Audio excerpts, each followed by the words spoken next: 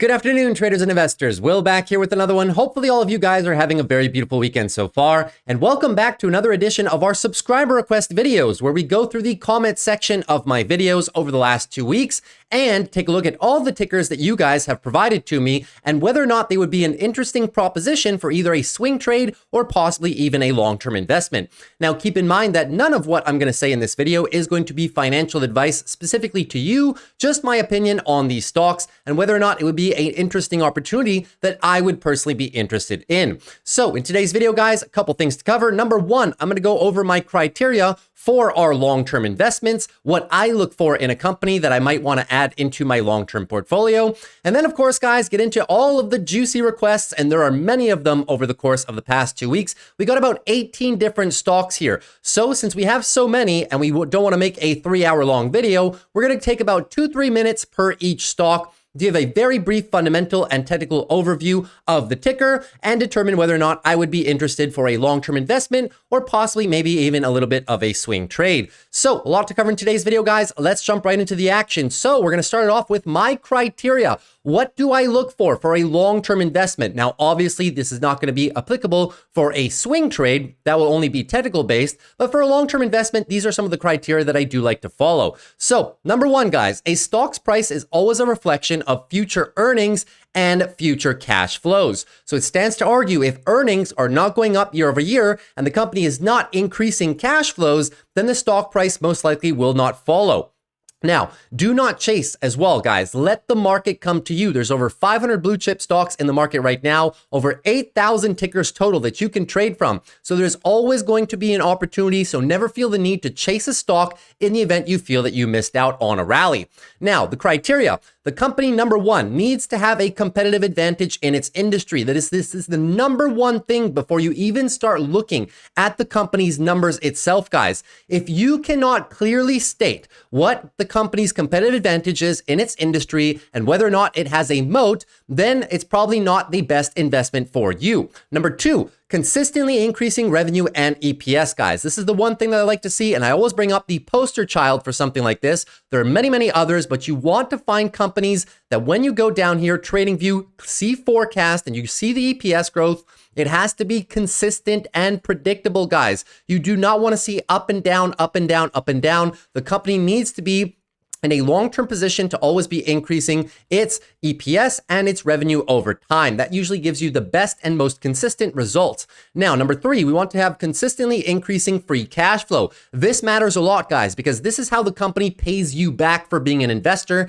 either through issuing dividends or also share buybacks, which contribute to bringing up EPS. So this is a very, very important one, guys. Number five, we want to look for companies, or four, we want to look for companies that have high return on capital employed or high return on invested capital. These are two metrics that determine whether or not they can leverage the internal cash properly. The cash that they receive either from debt issuance, share issuance, but also the internal cash flows that they generate. Can they use those cash flows properly to grow the business? Usually what I like to look for on these two metrics is above 15% each. If you don't know what these are, just Google your company's name. Type in Microsoft, ROCE, Microsoft, ROIC, and it'll literally give you the numbers. I look for over 15%, which is the higher end of the industry standard. Number five, you want to see relatively low debt, guys. It stands to argue that a company cannot grow that much if it is overburdened with debt. So we want to look for relatively low debt levels in terms of the amount of revenue that they generate on a yearly basis and the amount of cash that they have on the balance sheet, right? If a company has $60 billion in debt and only $2 billion of cash on the balance sheet, and they only make $2 billion of free cash flow per year, well, that's a way, way, way too large amount of debt, right? So it has to be manageable levels. There's many, many ways of measuring whether or not a company's debt levels are okay, but as a quick rule of thumb, guys, if you can clearly see, right, when you go on one of these companies, right, let's take Microsoft, for example. When you take a look at the financial snapshot down here, if you see that the company has, right, Microsoft has $97 billion worth of debt, but look how much free cash flow they generate per year, and look how much cash they have on the balance sheet, right?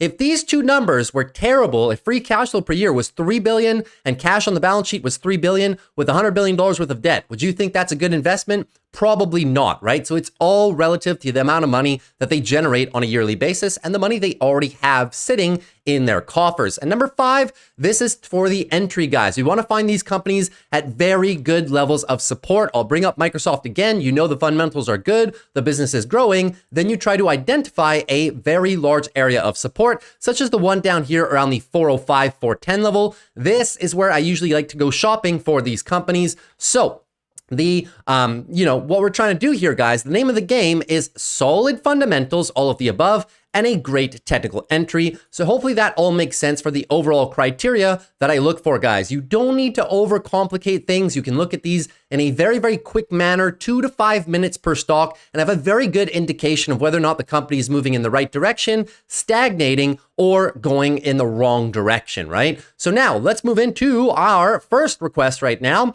which is going to be from GB. Can you please do Uber? No problem at all. Let's go have a look at Uber. Uber actually has earnings coming up. This coming up on the Thursday session, right? So whatever I say today could also move significantly because usually Uber moves about 7-10% after earnings. So here's the results of their last earnings, guys. Uber is one of my favorite companies. I have it in the long-term portfolio. They are growing extremely, extremely rapidly. Revenue growth of 12% per year, EPS growth of 34% per year, and the company is now net margin profitable, something that they were not up until 2022, but now since 2023, they are net margin profitable. That is exactly what I want to see. Take a look at their debt levels, manageable debt levels, right, in relation to the cash they have and free cash flow that they generate. So no problem on the balance sheet. And look at the EPS expansion curve, very nice, from negative to positive. And revenue expansion is an absolute monster for Uber. Now, taking a look at the valuation, guys, well, the valuation at $77 where we stand right now is a 68.75. If you look at this number alone, you may think it's a little bit high. Well, you have to divide it by their EPS growth rate per year, which is a staggering 34%, gives them a PEG ratio of 2.02. It's a little bit high, admittedly, guys, but it's okay. Uber has a long road of growth ahead of them. That being said, the key area that we wanted to add and where I did add was down here. I love playing Uber down in the low 70s to about $65 range. Now we do have a decent breakout area right now. So beautiful weekly uptrend in motion right now, looking for the back test of the whole 75 region. So if we can find Uber in the 75s down to 70, guys, I would not mind it playing it for two specific reasons, right? Either one, adding it to our long-term portfolio, such as myself, or number two, taking a little bit of a swing trade because on the monthly time frame, you can see it's a beautiful monthly uptrend right now, possibly just looking for a bit of consolidation for some future legs up in the future. So I really do like Uber, guys, either for a long-term position to start one, even up here, not the worst proposition, right? But if you come back down to the low 70s, that's where it gets even juicier, right around this 200-day EMA. So that one I do like. Thank you very much, GB. Number two, Pavel, can we cover Progressive Insurance? Sure, no problem at all. Let's bring up PGR. So PGR has been an absolute powerhouse in the most recent last year and a half of trade, right? So I'll remind you what this company does. It is a insurance provider. They provide insurance across all different aspects of many different industries. Taking a look at the profitability right here, we can see the company does generate decent net margins, about 11-12% as well. Debt is not really a problem for them. They bring in a lot of free cash flow per year. Free cash flow yield, as I wrote down here, 9.1%, which is amazing, guys. Usually we look at the free cash flow yield when the EPS growth is not that large. Now, this one is a little bit tricky when we do the analysis, right? Because we can see there is a net bump here between 2023 and 2024 in terms of the EPS. So there's two ways of doing that. We'll get into that after there in a little bit. Revenue, very, very nice revenue curve as well. So the company is very stable, fundamentally sound company. In terms of the EPS, what I like to do when there's a net jump like that is we kind of have to stagger it, right? So in terms of the revenue growth, 13% per year is very, very good for an insurance company, especially one of PGR size. We're talking about a $143 billion company right here. In terms of the 2024 forward PE, we get at 243 right now. It's about an 18.73, which is largely standard to its historical average, but a little bit higher than some of its industry peers. Usually insurance companies trade between a 12 to 15, so it's a little bit high right here. And here's how we do the EPS growth with the outlier, right? So you'll see that with the 2024 outlier number, which is the gain that they have from 2023 to 2024, right? Massive, massive bump. If we were to include that, then you get an EPS growth rate of 39.8%. But if you were to exclude it and take 2025 to 2027, when we have a more streamlined growth from that bumped up number, as you can see right here, more streamlined growth thereafter, right? We get an EPS growth rate of 8.7. So what I like to do is I like to do two different PEG ratios, right? We divide the PE by the EPS growth rates, respectively. We get two different PEs, and thereafter you can just pretty much do the net average, right? It's a very, very basic way of doing it, guys. Don't overcomplicate things. You don't need to overcomplicate things, right? Extremely basic analysis. It just gives us a good impression of where the company is. And the PEG ratio is about a 1.31 at the current levels. If we were to streamline these two numbers together, the free cash flow yield is really what has to sell it for most investors. But PGR, let's be honest, it has run a ton. And you can see that analysts right now, a lot of them are either holding, a lot of them do have strong buys too, but we're starting to get into somewhat of a full valuation for PGR. In terms of a long-term investment, guys, this one should be fairly good. Insurance companies do usually stand the test of time. And this one, I mean, the fundamental aspects of the company are quite good. Where I start to get a little bit nervous, excuse me, is the monthly RSI. We're currently sitting at about an 80. Now, I know these ones can stay extended for a while, but still, it's a very, very high number right now. The monthly uptrend is nice, but we could be due for a little bit of a pullback. I liked playing PGR myself back here in the whole 220 location. If we can maybe get a retest down here of, let's say, 225 down to about 220, that would be a much more manageable level. And we can go for a monthly swing trade, right? The breakout here, the retest of the lower levels before possibly embarking on a new leg, but we need to cool this down. So PGR for a long-term investment should be fine, just probably dollar cost average into it over time. In terms of the swing trade, not my preferred swing trade right now, just because I don't think the risk reward is that juicy. But all in all, an extremely, extremely solid company. I'd be interested in having it with a little bit more of a dip and possibly even into daily oversold conditions. Usually when we find these legacy companies hitting daily oversold conditions, they don't hit them too often, right? And when they do, it usually does provide a decent buying opportunity. So follow along with this daily downtrend. And if we come into daily oversold, that may be an opportunity to strike, especially if we come back down into the whole 225 region with that daily oversold move. So that's pretty much everything for PGR. Thank you very much, Pavel. Now, looking at Jitendra Meta, looking at Boston Scientific, Palantir, eBay. So whenever you guys give me multiple tickers, I'll always only do the first one, just to be fair to everybody, right? Just going to do one per person. So the first one here is Boston Scientific. So let's pull up BSX real quick. So this is a medical equipment manufacturer. They do a lot of medical devices, somewhat of robotics as well. Extremely popular company in the whole healthcare segment. And as you can see, the long-term chart for this one, at least over the past, let's call it 10 years, has been very, very, very solid. Now let's take a look at the fundamentals of the business, guys, because BSX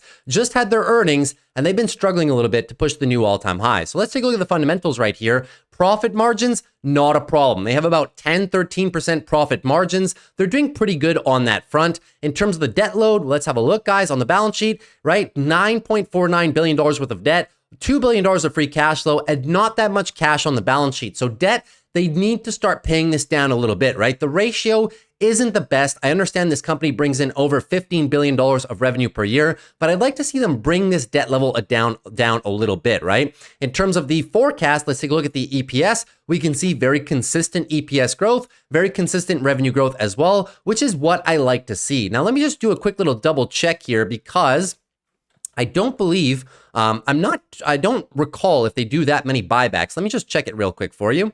So let's go here. Let's do the shares outstanding. Yeah, so share buybacks, no. So that's what I'm talking about, right? They generate a decent amount of free cash flow, but what are they doing with the free cash flow? Because they're definitely not buying back shares, right? So here we can see that $2 billion roughly in free cash flow. What is it being used for? They don't pay a dividend and they also don't buy back any shares. So hopefully they're using it to grow their business, to invest in new facilities and stuff like that in terms of CapEx spending, right? But I'd like to see them kind of return a little bit more to the shareholders, because when we look at the valuation right here, it is very high right now. Revenue growth of 10.1 per year, which is good. EPS growth 13%. But take a look, guys. This is where it starts getting a little bit problematic. At $84, we have a PE ratio of 34.1. If we go back in the company's history, we can check that historically and just check in terms of where they stand with the PE ratio, because I don't know these companies by heart, right? And it was very, very, very elevated in the most recent years. So on a forward basis, it's not that bad at roughly a 34.1. So there is a little bit of expansion to be had, but I'd be wary, guys, because the PEG ratio is 2.62. I'll remind you, anything under 1 is fantastic. Between 1 and 2 is okay. And above 2, you start to get a little bit concerned around valuation. And the free cash flow yield is very, very, very low, guys. Anything under 2.5% is just not good enough at all. The stock price, in other words, is just too high from both metrics, from a growth metric, but also from a shareholder return metric as well, right? You'd like to see a free cash flow yield between 2.5 to 5%. The higher towards 5%, the better. Under 2.5, it's just too tight for me right now. Even though it's a great company, you can see even the price targets, right? Yes, we can see possible, 10% plus appreciation. The analyst targets are all above the stock, but we start to get a little bit concerned when the valuation is this high. Look at the monthly too, right? Massive monthly explosion right here. The monthly RSI is really, really blown out right now to about 82, guys. So this one, unfortunately for me, just due to the RSI, the overvalued conditions right now, the weekly as well, this one for me, unfortunately, is going to have to be a little bit of a pass. I would most likely like to see a little bit of monthly consolidation for BSX, guys. I need to see some monthly consolidation on this stock before I get interested at minimum, possibly coming back down into the mid 70s for me to get interested. I mean, we've had a tremendous rally. If we're in this one already, I don't necessarily see a reason to sell, but starting a position up here, guys, is somewhat of a risky proposition. The risk reward is not the best. We're buying it into overbought conditions with an overbought valuation as well. So although it is a very strong company, I do believe there are other companies that are a better bang for your buck right now, but still a very solid company nonetheless. So thank you very much for that one, Jitendra. Now, DoFam7900 asking, can we check BG? Of course, we can check anything you guys want. So let's go have a look at BG. So Bunge Limited. So this one, guys, is an agricultural company.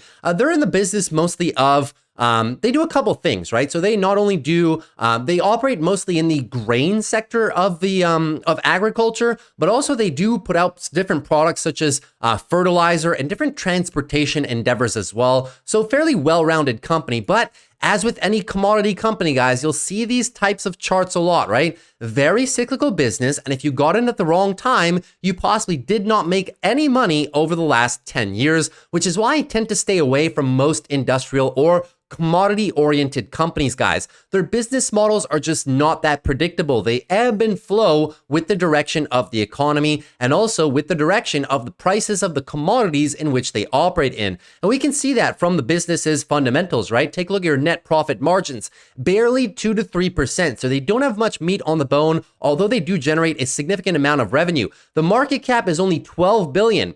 And the revenue they generate per year is 60 billion. So the price to sales is literally a 0.2, which appears cheap. And the PE ratio is also cheap at 10, but it's cheap for a reason, guys, because it is not a predictable company, right?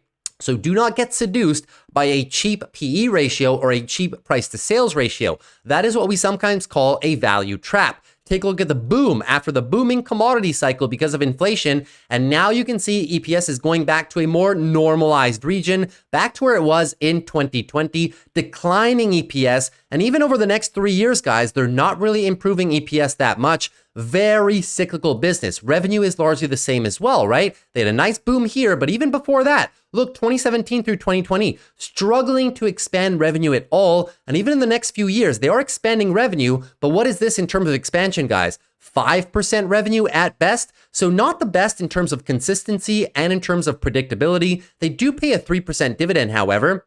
Now, in terms of the commodity companies, for the most part as well, we always have to check the debt levels because some of them run a lot of debt. This one, debt is not a problem for them, but be careful. Look at the inconsistency of the free cash flow, right? Not a lot of debt, but very inconsistent free cash flow. So this business as a whole, guys, very tough for me to invest in it for a long-term position just because we're wary of this, right? It is not a company that's very predictable and consistent, expanding revenue every single year, expanding EPS, and returning a lot of that money back to the shareholders. They just do not have the profit margins to do it, even in terms of share buybacks as well, right? So this one, I mean, if we absolutely wanted to take it for a swing trade, we can derive that there's a level of support here, 91 to about 82. If we want to try to take a potential swing trade back up to the highs, but I'd be slightly wary about it. I think there's a lot better investments, even for just pure sheer dividend plays or for growth appreciation. I think there's much better plays out there for both of them.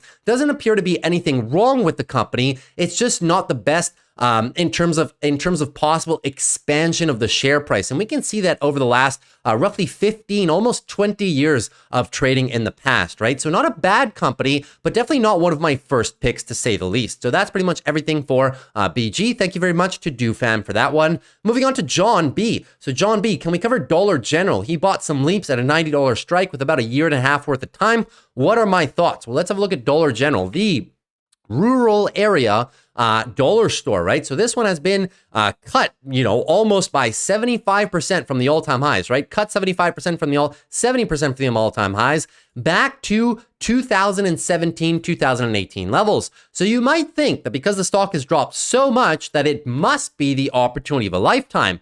Well, this is where the valuation comes in, guys. Do not be seduced by how much a company is down from the all-time highs. You need to look at what they are doing internally. The stock doesn't drop for any reason, guys. And you want to know the importance of EPS. I always stress EPS a lot because the stock's price is the reflection of forward EPS and free cash flow gain. So we can see here, the net margins are not the best for this dollar store, always oscillating between 7 and 4% to the downside. Here are the problems that they've been having. Inventory buildup, increased promos have killed margins, same store sales have slumped, and theft, right?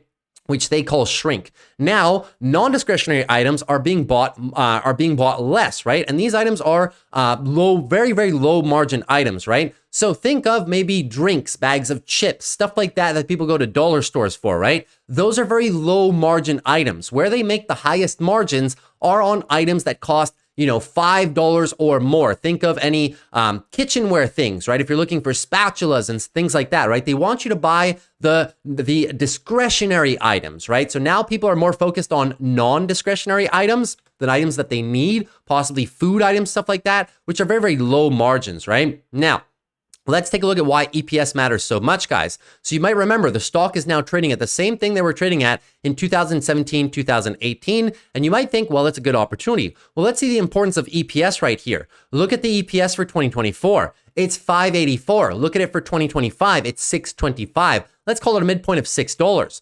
What was it back in 2017, 2018? Look at 2018. It was $6. So the stock is trading exactly where it should be, exactly where it was trading in 2018 when they had the same EPS and arguably the same EPS growth rate as well. That's why EPS is so important. Even though they've been expanding their revenue, they're not expanding it very fast, barely 5% per year. But this is the killer, guys. This is the stock price killer. It is all about EPS expansion. So I want to drive this point home. That's why this company is trading back to 2017, 2018 prices, because they have the same EPS as they did back then, and a stock's price is always a reflection of its EPS. That's how you derive the price to earnings ratio, mind you. So right now at an 84, I did it at 84, the PEG ratio is not too bad, about a 1.43, but it's not the best, right? It's still not cheap. A PEG ratio of 1.43, guys, that is more expensive than Google.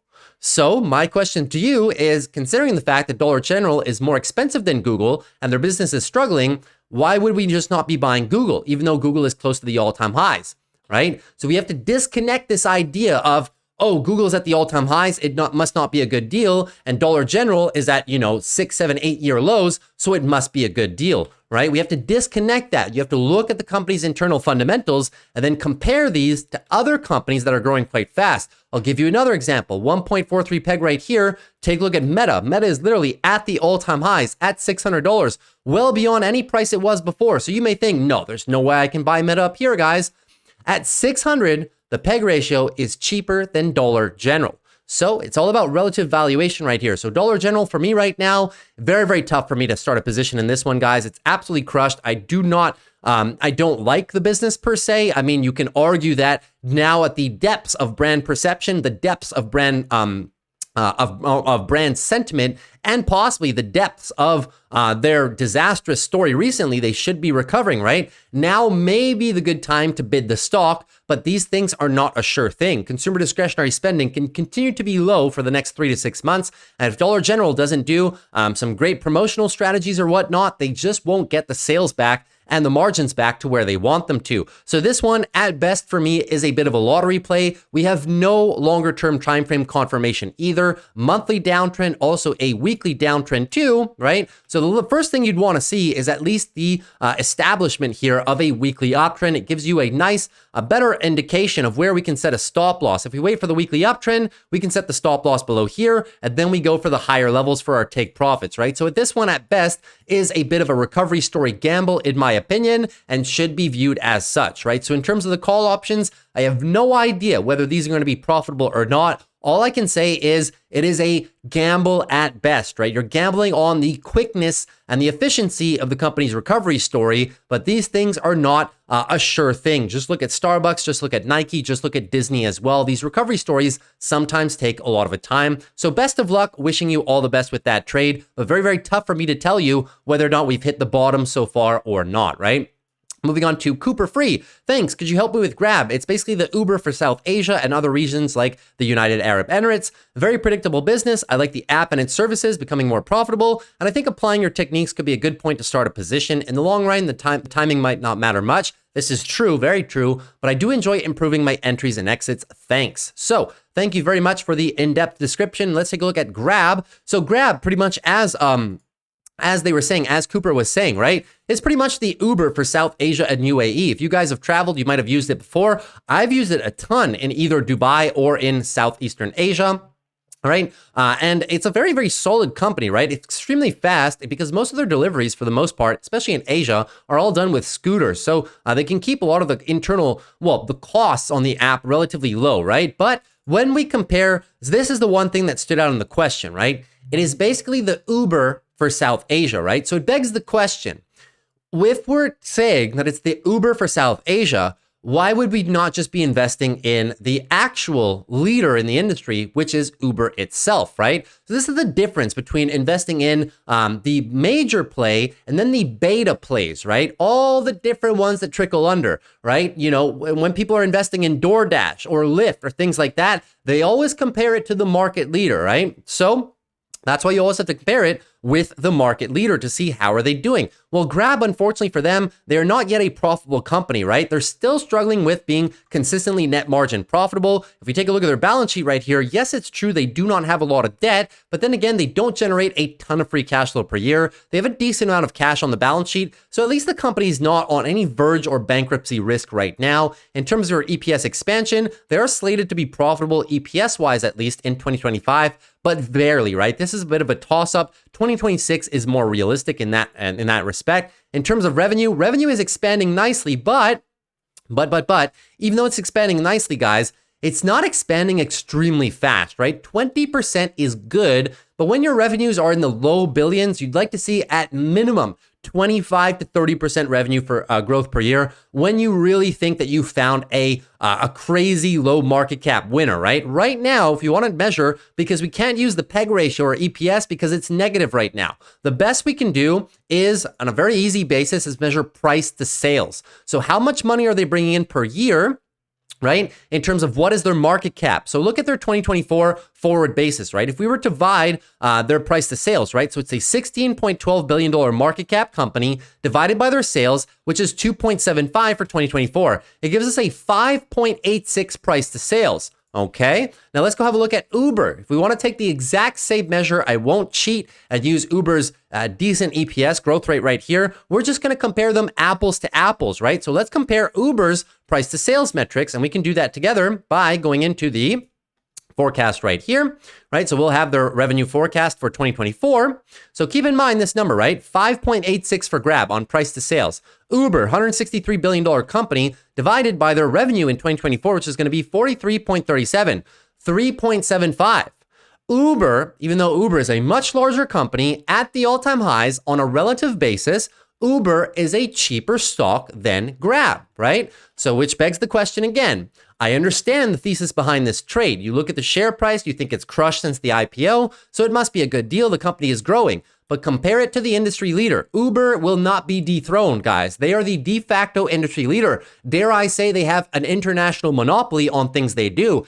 In the eventual time, over the next 5 to 10 years, I would not be surprised if they start assimilating every single competitor in the game. They will most likely start putting out takeover offers for these types of companies. They'll start buying out Grab, they'll start buying out tons of different companies and consolidate themselves as the one true monopolistic ride-sharing, grocery delivery, food delivery service, car rental service, anything you guys can think of, right? They have too much of a lead to ever be caught at this point, which is why I choose to go in Uber, not Lyft, not Grab, not any of the other ones, but that's just me. I like monopolistic companies. I like industry leaders. There's nothing wrong with finding follow-up plays, but you have to measure them on a relative basis. On a technical basis, technicals don't look too bad. We have a first weekly uptrend. We're obviously coming above this big area of resistance right now. So I would say as long as they can maintain this weekly uptrend, could be good. If we're looking to start a position here, the stop loss needs to be below 354 because if we drop down below, you invalidate the weekly breakout and you just come back down to the lower end of the range. The lower end of the range would be where I would be most interested in starting a position because then their valuation would pretty much be cut by 25%, a little bit more manageable, but monthly uptrend not looking too bad. So we might have a little bit of a swing trade on our hands right here. If we were looking for the swing trade, we'll just keep an eye. Your next target should be about $6. And I do believe that a couple analysts do have some forecasts up there, anywhere between $5 and $7. So let's call it the midpoint, 556. That could be your reward target for Grab. So that's just my quick thoughts on Grab as a business and how we can compare it against the industry leader. Now, moving on to Steve. Steve asking us for Ulta Beauty. So no problem at all. Let's take a look at Ulta Beauty for Steve and give me a very brief second before we do that. Making decent time here, guys, getting through the tickers fairly quickly, right? So Ulta Beauty, the company that Warren Buffett most recently bought and caused a FOMO frenzy only to end up at the exact same price 2 months later after he bought it, right? So this is why sometimes following Warren Buffett into stocks may not be the best trade proposition. In my opinion, I've touched upon this before. I think Warren Buffett is only in this one for a trade. I would be very hard pressed to believe that he's going to hold this one for the next 5 to 10 years. I think it's just pretty much a swing trade for him in completely oversold conditions for the stock at that time, right? So the thing about Ulta Beauty is their business model, right? They are being disrupted. Well, Ulta Beauty has a decent market share, guys, but only in the US. They're not really an international company. And then because there are other international companies with more commanding market shares in the United States, I'll give you guys a glimpse, right? I don't have a chart, but you can just back check this, right? In the United States, the market leader for market share for locations at which beauty products are sold, the market leader is Sephora, 34%. Ulta Beauty is a close second at 30%. Who owns Sephora, guys? Sephora is owned by a conglomerate. They are owned by Louis Vuitton. Louis Vuitton owns over 75 different brands. Sephora is the best selling, well, the location that is the highest selling in terms of makeup, perfumes, and accessories of that nature worldwide. They have locations worldwide. So when we're looking at a company like Ulta Beauty, we have to compare it with a very fast growing and internationally exposed company such as Sephora. So Ulta Beauty, when we look at it on its own though, right? My play is in Louis Vuitton because they have everything else, right? This is a pure play beauty retailing company. And then again, we have to compare it with other new market entrants such as e.l.f. Beauty, which has a newer business model, right? Ulta Beauty, they have brick and mortar stores. e.l.f. Beauty have no stores at all. You can find them in Target, you can find them in Walmart, you can find them on Amazon. However, they have no stores. All of their content, all of their marketing is done online through the use and leverage of social media, something that Ulta Beauty is falling behind on, right? e.l.f. Beauty's marketing strategy is genius. They pay influencers to post viral content about their products and they grow their customer base, and they have no overhead, not that much overhead, guys. They do not have brick and mortar physical locations that they have to pay for. So my two picks for the makeup category, especially, are e.l.f. Beauty and Louis Vuitton for the Sephora exposure, right? Looking at Ulta on its own though, let's have a look at the fundamentals of this company and see what's going wrong right here. So net margins have been decent, about 10-11% over the last 3 years, but we can see they haven't really expanded on their net margins. Taking a look at the financials as well. The balance sheet is decent. Only $2 billion of debt, $1 billion of free cash flow per year, about almost $760 million on the balance sheet already. Balance sheet is not a problem for them. In terms of the expansion of the company, here is where we start struggling a little bit, right? COVID, I'll give it to them, not very easy. Free money era, this was easy for the company. But now that money is no longer free and customers are more cost conscious with their businesses or with their purchases, Elf Beauty is standing to win a lot of business right now. Now, taking a look, EPS is declining for the next 2 years, this year and through 2025, before expanding thereafter. This is the importance of EPS, guys. And revenue is roughly flat from last year. Next year will also be roughly flat. And thereafter, guys, it is not growing that much at all. Revenue growth of only 5% per year, EPS growth of only 8.1% per year. This is weak, guys. It is not very strong at all. Extremely weak. The company is not as if it's a $100 billion company, right? It's only a $17 billion company. So this business stands to be disrupted, not only by makeup sales on Amazon, but by Sephora, which has the large backing of Louis Vuitton that can just plow money into opening new locations because they just have way more money, guys. And also from places like Elf Beauty that have no overhead. So this business is kind of like Lululemon. The doors are open for competition to start picking away at the business model, which is why it is not one of my favorite picks. That being said, let's do the valuation at $373. The P ratio is a 16.18. It appears cheap, and it is cheap in relation to the company's history. But as I said, guys, don't get caught up in a value trap sometimes, especially with declining EPS and a revenue growth rate that is not that fantastic. The PEG ratio is a 2. So even the company being off its all-time highs by about 35%, we're not even coming into good valuation. As I said, all the big tech companies, guys, most of them, Meta, Google, Amazon, stuff like they all have better PEG ratios than Ulta Beauty. So it stands to argue, why would I invest in Ulta Beauty if we have better investment ratios with Elf Beauty, if we go industry specific, or just in big tech as a whole? The free cash flow yield is probably the highlight of this company at 4.9%. It meets our criteria. So Ulta Beauty, long-term investment for me, next 5, 10, 15 years, not for me. I just think they can be disrupted way too easily by new market participants or by conglomerates such as Louis Vuitton with their brand in Sephora. In terms of technicals, well, we're definitely at the local bottom, right? Huge area of current support. So if we do want to build a position right now, guys, you know, to go for the eventual possible recovery of the brand, now would pretty much be a decent time for a swing trade. If I was looking to enter, we would just have to have tight stop losses below 350, because if you drop below 350, you invalidate this weekly breakout as a whole, you lose the weekly uptrend, and you go just further and further into extended monthly consolidation. And at that point, lower 300s could be game for this company, right? So that is just my views long-term for Ulta Beauty. So thank you very much, Steve, for bringing that one up. They have earnings coming up very shortly, so I'll reevaluate them after their earnings. Now, looking into Slav. Thanks, Will. Always a pleasure watching your content. Thank you very much. Now, can you look into MSTR and the recent move on the stock? Absolutely. So this one's going to be a popular one because it's a Bitcoin trade, right? So let me just do some comparative analysis between a couple different things that I look for, right, in Bitcoin trades. Now, MSTR, in my opinion, is probably the best proxy for Bitcoin in terms of a runner. So if you look at how it performs in relation to Bitcoin, right, you can see that in terms of a percentage scale, look at the outperformance here, especially over the last roughly year and a half of trading, and even recently off of the pop, right? It has been significantly outperforming the performance of Bitcoin, arguably 2-to-1, 3-to-1 even, right? So very, very good outperformance. But then we can even compare it against BITX, right? So BITX is also known as the 2x leveraged ETF for the underlying Bitcoin. But the problem with BITX is the decay. The decay on this one every single day, just because it is a leveraged ETF. And the same thing happens to TQQQ, SPXL, SOXL, all of those things together, right? Take a look, guys, at the Bitcoin range of accumulation that we've had. Largely sideways, right? Take a look at MSTR in that same time, largely sideways as well with some violent swings. Now let's take a look at BITX. BITX, because of the decay, that same sideways range is actually a weekly downtrend on BITX. So it reinforces that when you're trading leveraged ETFs, you need to get them at the lows, guys. You cannot be chasing upside moves with these leveraged ETFs because the pullbacks just kill you. And then it takes so long to get the moves back, as is seen right here. Bitcoin is close to the all-time highs right now, and BITX is not even close. So I like MSTR, guys. MSTR is probably your best performer. That being said, it's expensive to play calls. It's more expensive than BITX, but I like this one, significantly above the all-time highs right now.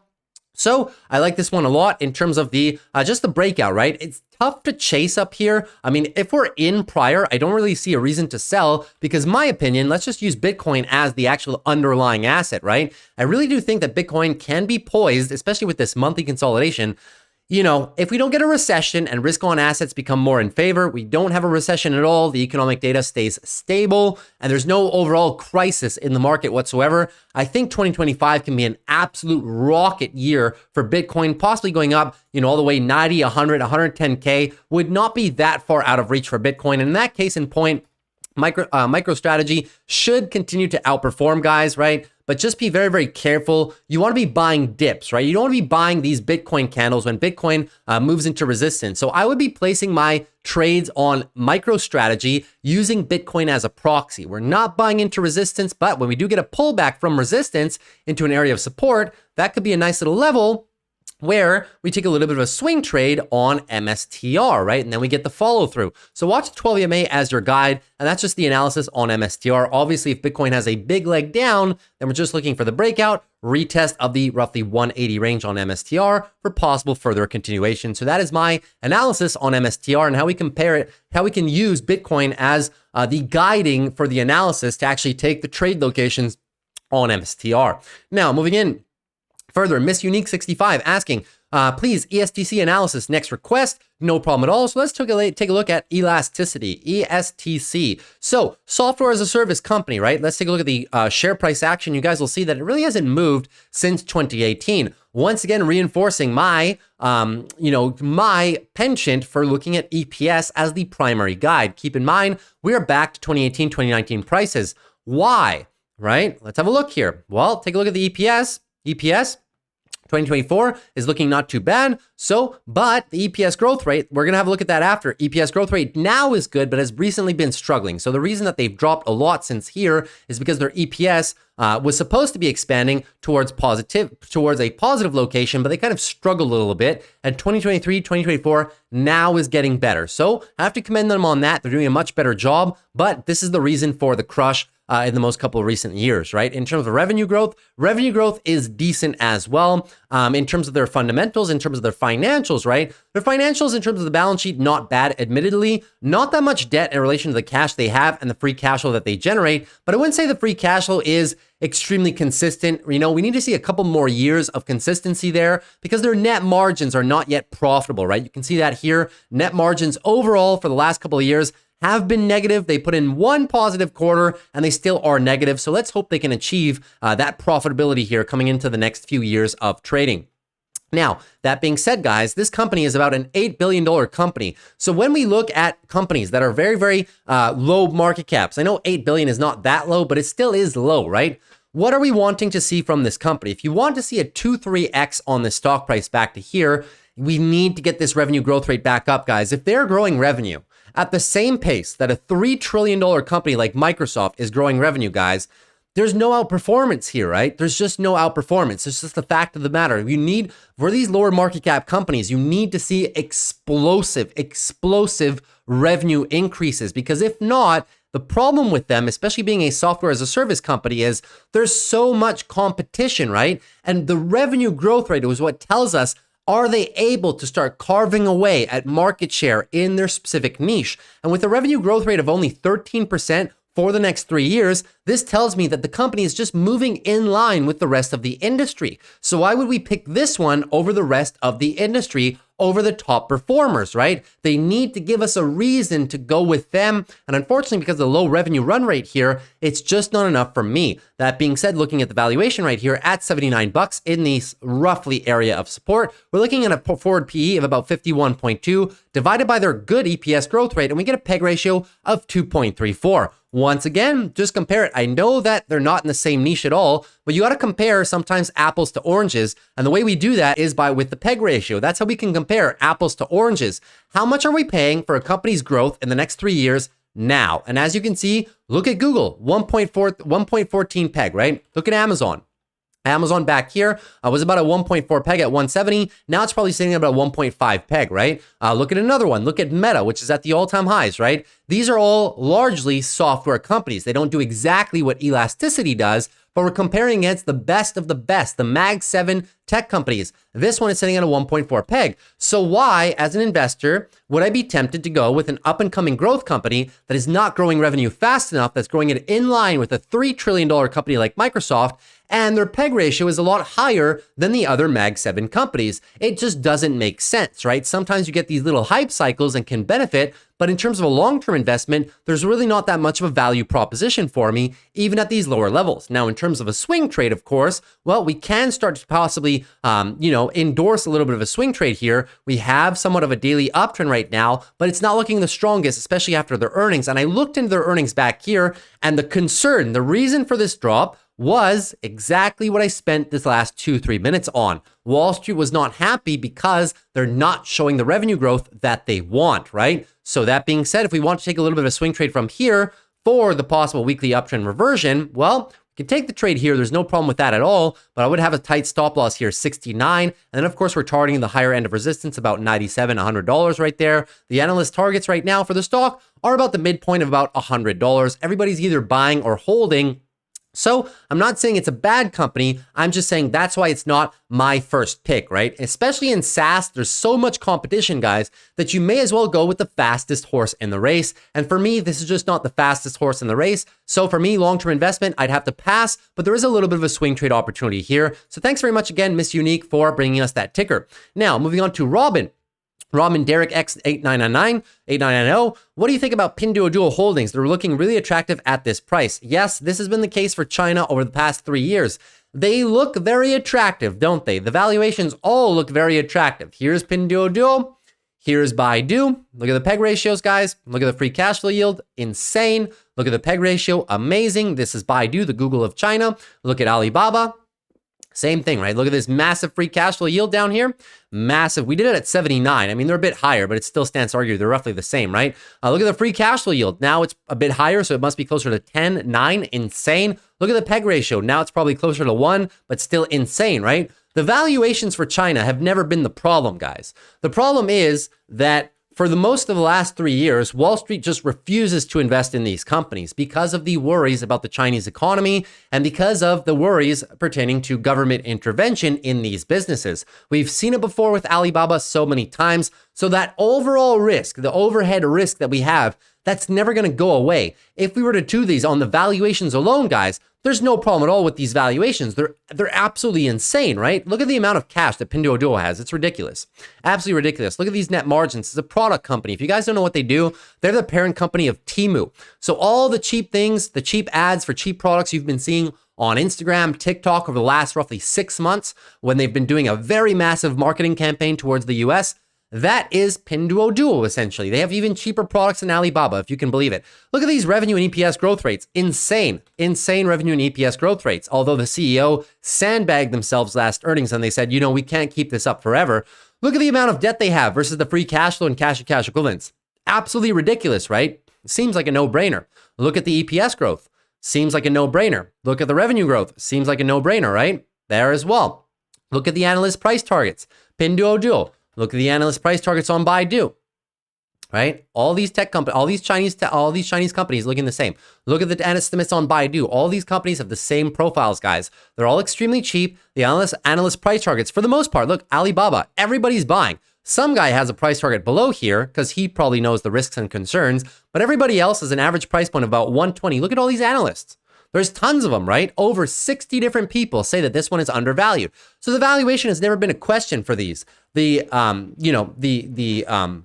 risk here is the overhead China trade with the economy and the government intervention. So if we're doing this on valuation alone, guys, 100%, right? But how long are you willing to wait until this trade becomes more favorable again? It's been, for all intents and purposes, 3 years at this point, and these companies haven't really moved. That being said, fundamentals are amazing. If you want to take a position, or rather, if I want to take a position because none of this is financial advice, and sit in it until the trade becomes popular, until China eventually gets through its recession, their consumers come back, more Wall Street favor comes into the stock. Yes, but it may take 6 months, it may take a year, it may take a year and a half. But if you're willing to wait, the fundamentals definitely do support this trade. In terms of the technicals, coming into a nice area of support back here, 122 all the way down to 113. Although stimulus news, guys, is going to move this trade a ton, either positive or negative, right? So wouldn't be opposed to having a position here. The fundamentals definitely do support it. But this one, even though the support levels are good, guys, any negative news in terms of future stimulus could just send us right back down to the low 100s. And conversely, the positive news on stimulus is going to send this one absolutely blasting to the upside. So this one, the China trade right now, guys, is somewhat for a long-term hold. It's going to be just that, right? A long-term hold until the factors become more favorable. In terms of a swing trade, you are really beholden to any stimulus news that comes out of China in the short term, right? So although this is a good entry level right here, just be very, very cautious. The invalidation level would be at 110. You would pretty much lose this whole support level as a whole. The bears would take back way too much of this trade, and it opens the door for just more of the tightening range pattern that we can possibly see. So those are my thoughts on Pinduoduo and the China trade as a whole. Now, World Citizen asking, can I buy BA for the long term 2 to 3 years? I get this question a lot, guys. You'd be surprised, right? Because a lot of investors are focused on price and focused on declines from the all-time highs, but they're not so much focused on the internal fundamentals of the business and why stocks have dropped, guys, 70%. None of what Wall Street does is a mistake, guys. If they flush a company 30, 40, 50, 60, 70, 80%, there is a reason. There is definitely a reason. Can they overshoot to the downside? Yes. Can they overshoot to the upside? Absolutely. But for the most part, there is always a rhyme to the reason. So taking a look at Boeing right here, we know that they're coming into a big area of support, 150 down to about 120. However, why are they now back down to the prices that they had back in 2017? Well, it's all about EPS, guys. Take a look at EPS right here for the company. EPS, where do we stand right now? Take a look at Boeing. Look at this EPS, right? EPS, guys, absolutely destroyed. They went from positive to negative EPS now over the last almost 5 to 6 years. This is a very big problem, an extremely big problem. Not only did they stop buybacks, they also stopped all of their dividends. So we're not even getting paid anything to be shareholders of this stock right now. Take a look at their revenue, right? 2024 revenue. Here's the problem. Why is the stock down to 2018, 2017 prices? Well, because the revenue is under 2017 and 2018 levels. You can see the past 5-6 years, and it's not going to regain those levels until 2026, although they are expanding from the lows right now. This is a problem for Boeing right now. Obviously, there's the brand sentiment as well, which we'll talk about in a bit. Look at the amount of debt. $54 billion worth of debt. Way more than they had back in 2019. Double what they had in 2019. And they haven't, as I said, because the EPS is ruined and because their profit margins are ruined as well, they're not bringing in enough free cash flow to service that debt accordingly. And the cash they have on the balance sheet, guys, well, keep in mind, Boeing has to modernize their institutions. They have a lot of capital spend to keep their fabrication facilities up to par, developing new models. It's a very capital intensive business. So although they have been paying down debt a little bit, it's going to take them a while to get through all of this, right? So the balance sheet, not the best. Revenue and EPS expansion, not the best as well. Net margins, almost non-existent as a whole, right? So that is why the company is trading back to 2016, 2017, 2018 prices. Very, very logical, right? Now, in terms of should we buy it here? Well, you can argue when the fundamentals are arguably at the worst they've ever been in the last 6-7 years, when brand sentiment is at the worst they've been in the last 6-7 years, doors falling off planes, them unfortunately trapping astronauts in space, things like that, right? The quality control, the constant union disputes and labor disputes over wages and stuff like that. It's at an all-time low. Sentiment of the company is at an all-time low. The fundamentals are at a 6-7 year low. So to answer your question, right, more specifically, can I buy BA for the long term to 2-3 years?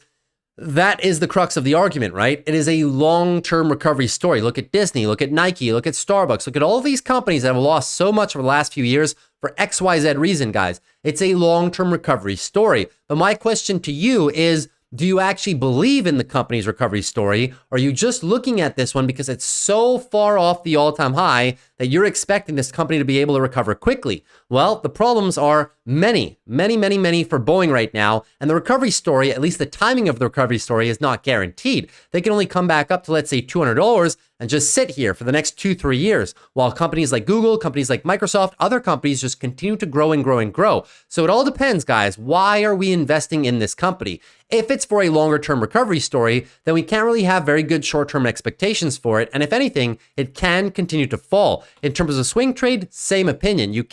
We can try to take a little bit of a swing trade right here. They're trying to establish a weekly bottom, trying to get the weekly uptrend back, but the stop losses need to go below here, 146, because if we lose the daily uptrend, right? Lose it and then flush. Unfortunately, the weekly downtrend is still in motion for the bears, and we need to reset, right? So that's the fact of the matter. Entries possible here, but stop loss needs to be extremely close. Myself personally, I would literally wait until the weekly uptrend, because then at least you have the longer term time frames. You have a bit of monthly recovery, which is possible as well. So those are just my overall thoughts on Boeing. Like I said again, guys, going for recovery stories is fine so long as you know what you're getting yourself into and you know the inherent risks of the business. So moving on down, looking at August Oliver, I'm curious about your thoughts on TM. I have a small position. So let's take a look at Toyota Motors and give me another quick second here. This is probably going to be, I don't want to take too much time. 1, 2, 3, 4, 5, 6. It's probably going to be about an hour and 15 minute video, guys. So brace yourselves for it. If anything, the links are all down below in the description, right? So Toyota Motors. So looking at Toyota Motors here, not a very bad company specifically, right? Toyota Motors, I'll be quite honest with you guys. It's probably it's probably one of my favorite car manufacturers out there. Very reliable. The quality has never been a concern for Toyota. It's pretty much loved and renowned worldwide at this point, from North America to Africa and the Middle East to Asia. Everybody loves this company. Europe as well. They do everything. They don't only do cars.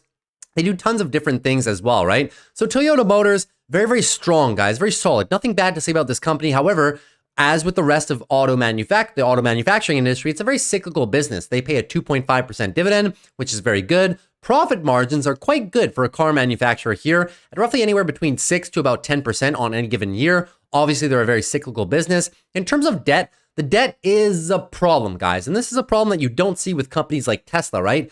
The amount of debt is staggering. Yes, they have $40 billion on the balance sheet, but a lot of their free cash flow is not used to do necessarily share buybacks. Let's have a look right here. Toyota Motors. Let's go have a look at your buybacks. Let's go to revenue and profit real quick. Let's go to shares outstanding. So you are getting a decent amount of buybacks, guys. A decent amount, but not the best amount, right? So they are doing some. They are paying a dividend. They're using their free cash flow wisely, but they're not paying down this debt, guys. They're using debt to grow, which is somewhat a bit of a problem. And it's always been the business model that Toyota has run. All of legacy auto usually uses that business model as well. So can't really criticize them for something that the rest of the industry is doing, right?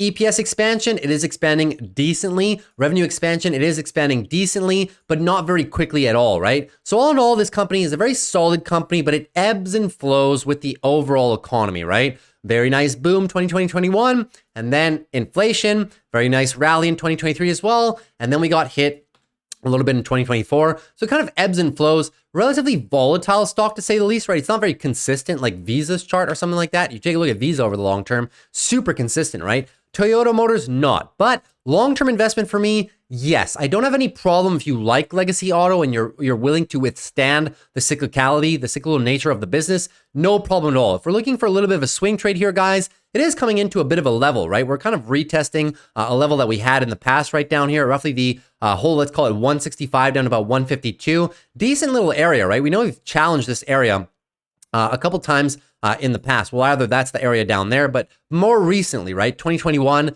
this is a fairly decent area where we could be looking to build a little bit of a position. I don't think the valuation is that egregious for this company at all. I think it's quite fair, and all of the analyst price targets are decently above the stock price too. So pretty much, guys, coming up into entry level, if we're holding this one, I really see no red flags, no reason to sell, especially in a global rate cutting interest rate, a global rate cutting environment from governments across the world. So this one should perform quite nicely. But then again, we don't really expect these crazy outbursts, right? Toyota, it can move quickly sometimes, but usually it tends to be more of a slow grind up, right? Over some time, over many, many, many months. So I do think the risk reward here is quite favorable for Toyota, both for a little bit of a swing trade and also for a long-term investment. So that's the fact of the matter for Toyota. Now moving on down, Maria, what do you think about GE? It's been showing great performance for months now together with GEV. Yes, let's take a look at GE right now. GE, if you guys don't know, they basically split their company into three. They have GE, they have GEV, and they have another ticker that I don't quite remember, but they split their company into three. Pretty much their industrial aspect, and they have aerospace, the aerospace business, and then they have the energy business, or rather, yeah, the energy business as well, right? Or there might be another one for healthcare. I think there is another one for healthcare. So it's like aerospace and energy into one, healthcare into the other, then pretty much are somewhere and along the three, right? They did about a year ago at this point in time.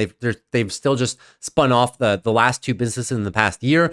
All in all, though, guys, GE has been on a tremendous rally. And I think this is pretty much where we come to kind of terminal value for these companies, right? They're starting to get a little bit overbought. So let's take a look at GE, the parent company of them all before they spun off. So as you can see right here, their debt, I mean, these numbers have all been readjusted because the business split into three, right? So for GE as a whole, the debt load is now very manageable, a lot of cash on the balance sheet, decent free cash flow per year, decently manageable amount of debt, no problem there. The debt margins are also now turning the corner because they've trimmed down, they've spun off the business into three separate entities, right?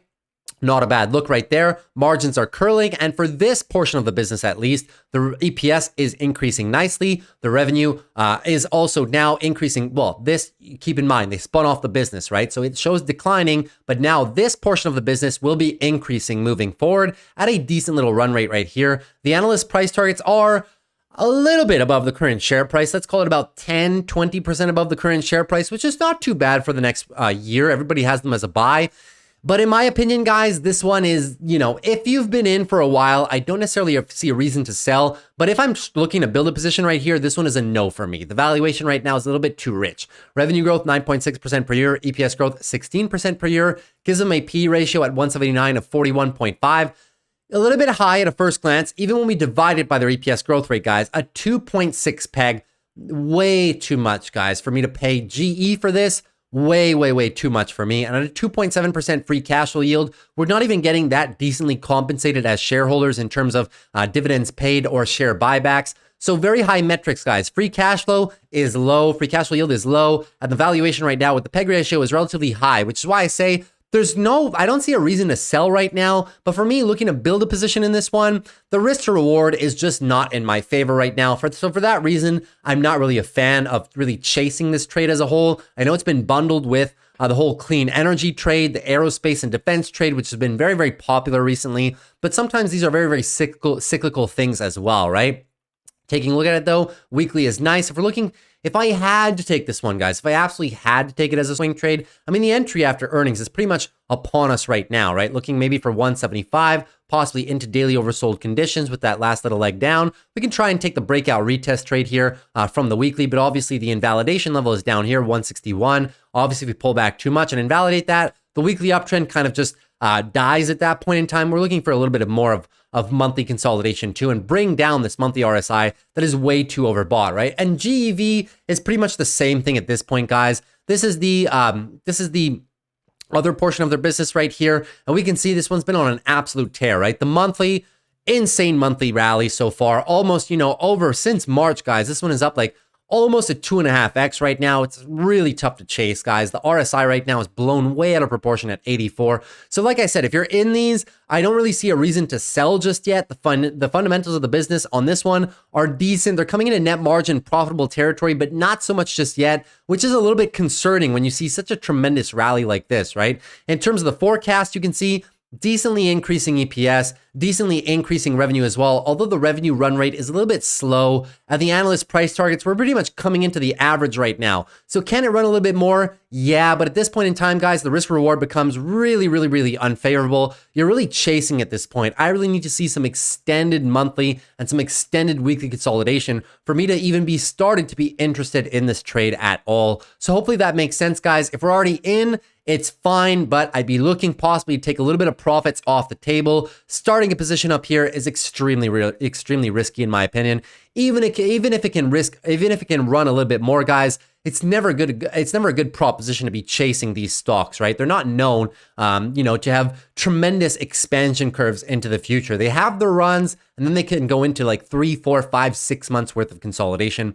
Now, Bura, looking at, hey, Will, what do you think about Redwire Corp as a long to midterm investment? And the key word there, I believe, is long, because this one is a very small cap stock, right? Only about a $500 million market cap right now, and is having to do with the whole booming space industry now, right? So they service a couple different things in terms of, they're kind of like he said it the best, right? He didn't say it in this one, but I think he said it in a different comment to where it's kind of like the picks and shovel businesses, but for the whole rally to space, deploying of satellites and trying to provide people with internet service all across the world and stuff like that. And they manufacture accessories surrounding the whole shuttle launches and stuff like that, right? So hopefully I've worded this one correctly, but they're pretty much kind of a picks and shovel trade to the whole space run up right now, right? 500 million market cap company, guys.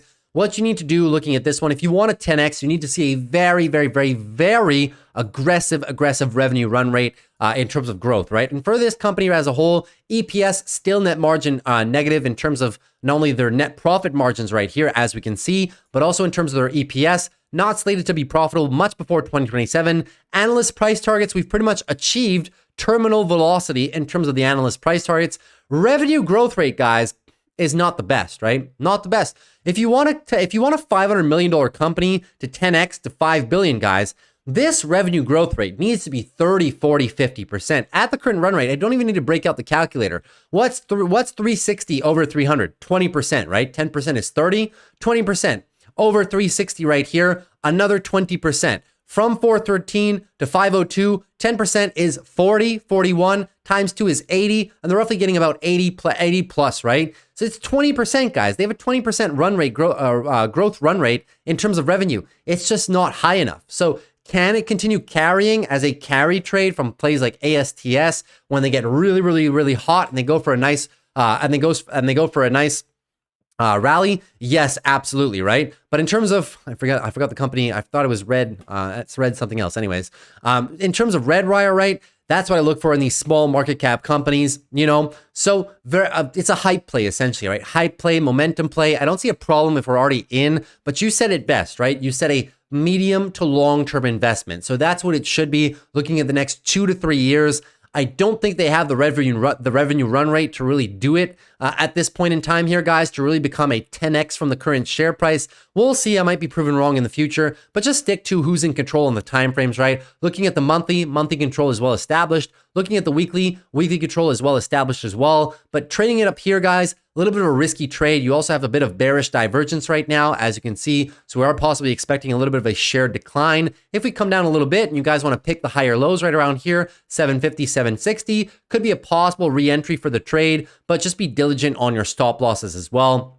As long as they maintain, the weekly uptrend should be doing fine. But if you start losing the weekly uptrend, they didn't lose it back here. You can see higher lows. If they lose it, well, you're going to be expecting us to go into a little bit of monthly consolidation, right? And at this current time, price target levels remain about the $10 psychological right above us. So that's my thoughts. Yes, you said it best. Medium to long-term investment. But then again, guys, a bit of a lottery play for me, right? In terms of just the nature of the industry.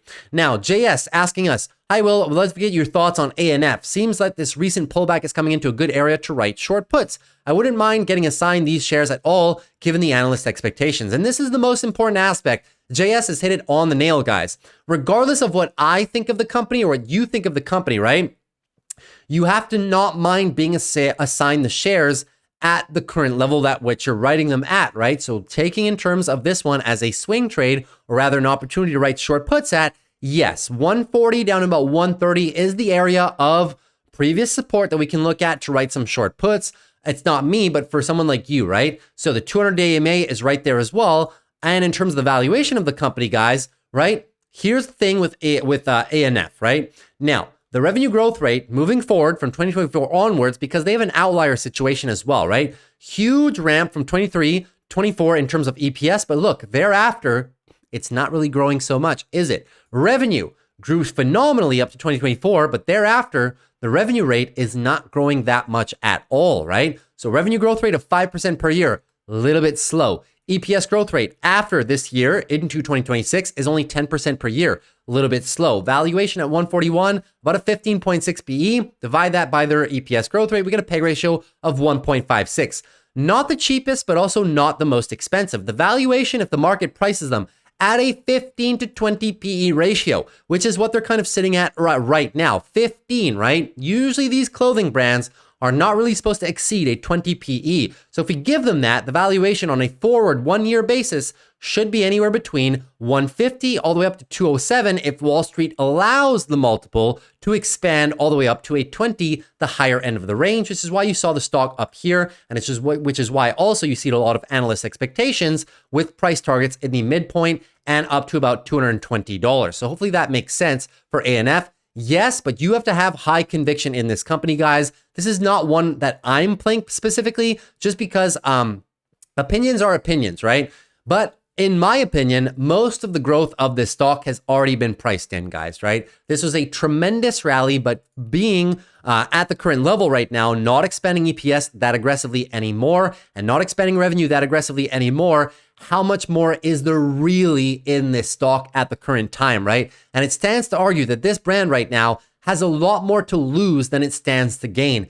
Any negative earnings report from this company and they will start getting hit excessively hard, such as what happened to them last time, such as what's happened to other growth companies that had tremendous growth rates in the last few years, and now that growth is tapering back. Elf Beauty was one of them. They got crushed. CELH in another industry, that was one of them. They got crushed as well, right? So be very, very cautious of companies that grow very, very quickly and then see their growth rates kind of taper off and taper down. You could see somewhat of a violent repricing in this stocks because the industry standard for a lot of fashion brands, guys, is not 15 to 20. It's actually more of around 10 to 12 because their businesses are not known to expand in the wildest fashion, right? So take from that what you will, but pure short put play, yes, 140 down to about 120 is the valid region of support that we would be looking for, right?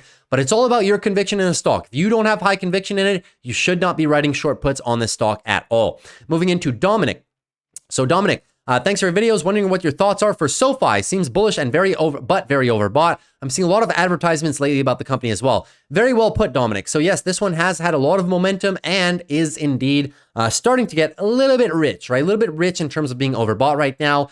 80 at the RSI levels, which is quite steep right now. And even on the weekly, we're coming into overbought territory at about 73. Resistance is pretty much right here at the current time, right? $10, $11 is that resistance range. We've not cleared it yet, but the stock has been on a tremendous rally. Congratulations to anybody who's been in since here. Right now could be a decent opportunity to either write some covered calls or take a little bit of profits off the table, especially if you have some call options, right? I would not be opposed to it at all. Taking into consideration there, the fundamentals of the business here, profit margins finally profitable. So this one was struggling with net profit margins being negative for the last few years, but now they have been net profitable for the last few quarters, which is good. They're moving in the right direction. In terms of the expansion of EPS right here, we could see now it used to be negative, expanding into positive EPS territory very nicely, and growing revenue also in a very nice fashion too. So take a look at this. Revenue growth rate of 13.4 per year, great. EPS growth rate, fantastic, 51%. So when you look at their valuation at 11, guys, with a P ratio of 110, you might say, well, this is crazy high. Don't forget they're growing EPS very rapidly. So that gives us a PEG ratio of 2.15, which is admittedly a little bit high. But when we look at their price to sales, right, their market cap divided by their 2024 sales, we get a 4.76, which is not all that bad for a fintech company or tech specifically, guys. These can usually run as high as 10. 10 is usually the maximum that valuation is allowed to stretch. So at that point, you're still looking at SOFI being possibly an $18 to $20 company. But for this rally right now, it's getting a little bit extended, but there's two trades here. One of them is the pullback, waiting for a pullback, right? So when they lose the daily uptrend right now into daily downtrend, they're very, very overbought. Daily downtrend, you're looking for the weekly higher lows, right? So you're going to watch the daily downtrend. It's going to be daily downtrend. Then eventually they're going to reset into a new daily uptrend. This new daily uptrend provides the entry. The stop goes below there. Then you know the weekly higher lows are set and you're looking for that next weekly leg higher on this stock. The second trade entry opportunity for me is the breakout retest. So as of right now, we have broken out of this region, right? If we break out a little bit more, $11, $12, this whole area, guys, now becomes a bit of support, right? This whole, 1050 down to about 9 becomes support, breakout, retest, and possibly run. That could also provide the opportunity. So the entrance is either down here on a weekly higher low or breakout, retest this location, and then we can use it as support. Those are the two trades, but as a whole, fundamentals are pretty good. But you're right, Dominic, in saying a lot of momentum. The bullish sentiment around the company is back, but I'd be very wary buying into these rallies at these highs right now, right? If anything, we'd be looking for a little bit of a pullback just to get more favorable risk to reward. Hopefully that makes sense. Give me my last sip of coffee. Try to get this done under an hour 16, an hour 17 maybe. Nathan, can we get a swing trade analysis on McDonald's? Interested on your view, what's a good support level? Seems initially McDonald's has brushed off the bad news about the E. coli, of course. I've added some March 2025 calls and June 2025 positions. So best of luck with those positions. Obviously, I can't tell you whether to buy more and close. Can't give you direct financial advice on your positions. All I can do is analyze McDonald's stock. So you might remember, I took the swing trade here after their mishap in the extended trading hours, right? I took the trade, I almost picked the bottoms, 285, and I sold the next day around 290, or sorry, the same afternoon at 296. Well documented on the channel last week, right? Now, in terms of McDonald's, in terms of where is the support level, we are actually in it, to be quite frank with you, Nathan. This is actually the breakout retest level on the monthly time frame as well. Previous resistance at the all-time highs should be newfound support, but, look at this weekly candle close. Very, very aggressive weekly candle close. A lot of bearish momentum. And in the event that the company continues to be plagued by this bad news and E. coli news spreads, we can continue to see a little bit more daily downtrend momentum here. So first target for me is going to be this lower level down here. And this is where I want to buy a little bit more aggressively because I do not think that the current level of support can hold. It has a very good chance of breaking. If it does break down, guys, I'm looking down here, 280 to about 275. If we come into that location, I will be looking for call options myself on McDonald's because at that point, even though the weekly will be looking quite aggressive to the downside, right? Let me just get my tool. We'll be looking, didn't even bother setting that much of support on the way, right?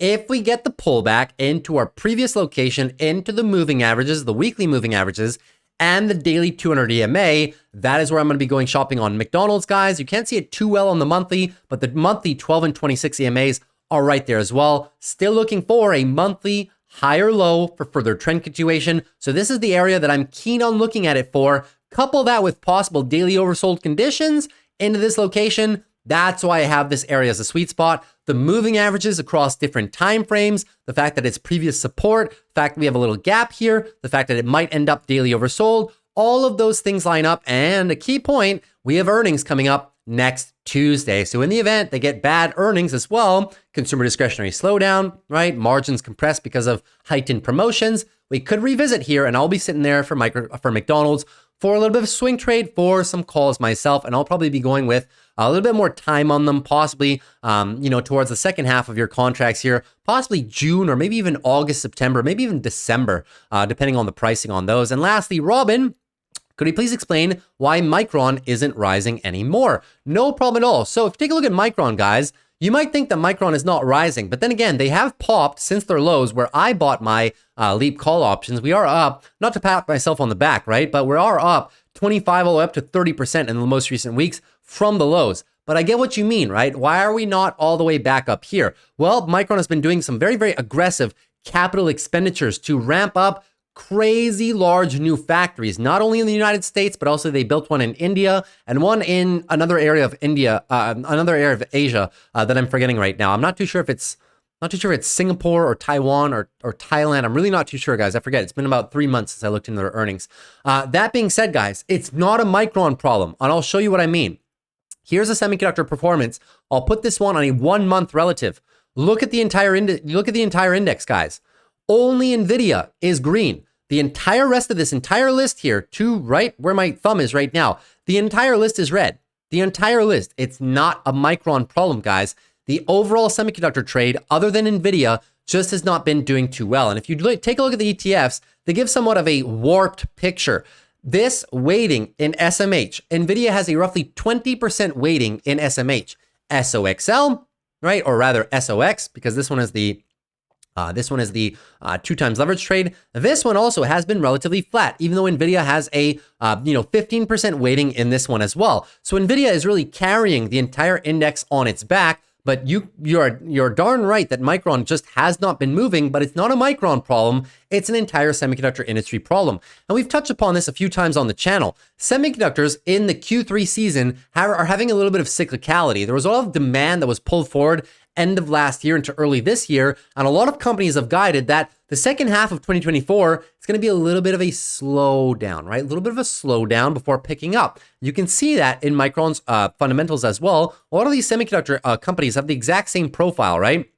So they are expanding EPS very, very nicely, but take a look right here, right? 2024, transition year for the company and thereafter ramp. Revenue as well. Transition for the company and then ramp. So a little bit of cyclicality. Micron does a ton of different things, but they're heavily exposed to the personal electronics in terms of computers, phones, stuff like that, and automotive as well. And those two segments have not been performing the best after there was so much pulled forward demand in 2021 and 2022. All of these ones have been saying the same, guys. You can take a look at Texas Instruments. We literally did their earnings the other day. TXN, another semiconductor play, right? Same profile, guys. The exact same profile. So it's not semiconductors, it's not Micron, it's semiconductors as a whole, but the light at the end of the tunnel is that 2025, for all of them, from all of these companies that I look at on a quarterly basis, all of their guidance is very good for 2025. They should have a reacceleration across the entire industry in 2025, which is why my leaps are positioned with a lot of time, because I'm going for that extended rally into 2025 when their fundamentals will be supporting heavy appreciations in share prices. So the best I can say is be patient with it, right? If you like this company, I would exert a little bit of patience, because all of this capital spending that they're doing this year and the last year, it will be rewarded in the next 1 to 2 years with these insane revenue and EPS growth rates. So that's everything for today's video, guys. Hopefully you enjoyed that. If you did, consider dropping a like on the video, and would really appreciate it for the growth of the channel. Also consider subscribing to the channel if you're new. We do these videos once every 2 to 3 weeks, depending on my availability. And I thank you guys once again for providing all of the tickers in the comment section. I know a lot of different stocks, but I do not know all of them. Very tough for me to keep track of all of them. So very happy when you guys present me with some ideas, some trade opportunities. I appreciate it a lot. Hopefully you appreciated my opinions as well. I try to stay as objective as possible and just look at the numbers and what they're telling me, and then comparing them against other companies or sector peers and stuff like that, right? And in the event, guys, if you have any more tickers that you'd like me to look at, well, of course, leave them down below in the comment section of this video or in future videos, my Monday to Friday recaps. I will have a look in the next edition of these types of videos coming up in a few weeks' time. So thank you guys. Have a great rest of your weekend. I will see you tomorrow night for the top 5 options plays for this upcoming huge week of earnings. Take care and peace.